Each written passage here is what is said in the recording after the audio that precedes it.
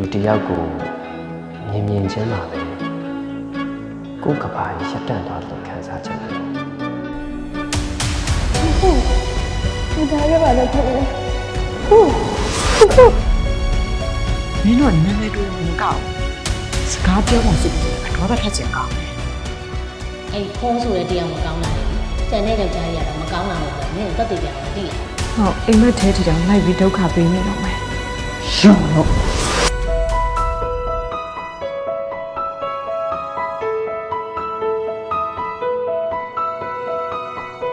ဇလန်းတွေဆိုတာ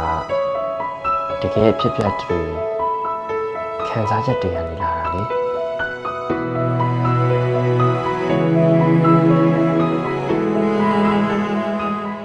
မြင်ချင်းချင်နေဆိုတာတကယ်ရှိရမှာပါကျွန်တော်မောက်ချက်တယ်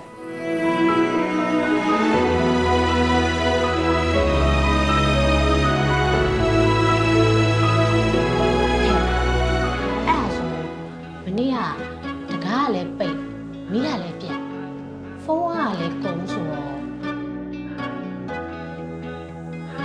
နင်ကခိုးနဲ့တညလုံးသူရှိရတာနော် နှခမ်းများလေးထဲမာနီယောင်လေးချဲ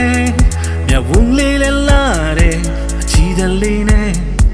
ဆွဲမလောင်ရှာကပြားရီတိုင်းမဲ့မမလာရီရဲ့ဒေါ်လာလေးကြည့်တယ်ဆောင်းကင်းတဲ့ဖြူစင်ရုပ်သား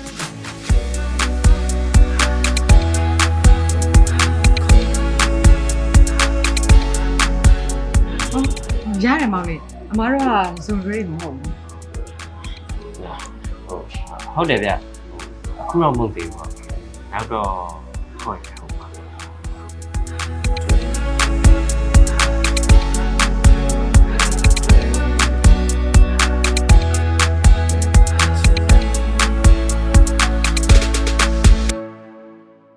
သူ့နာမည်ဟာ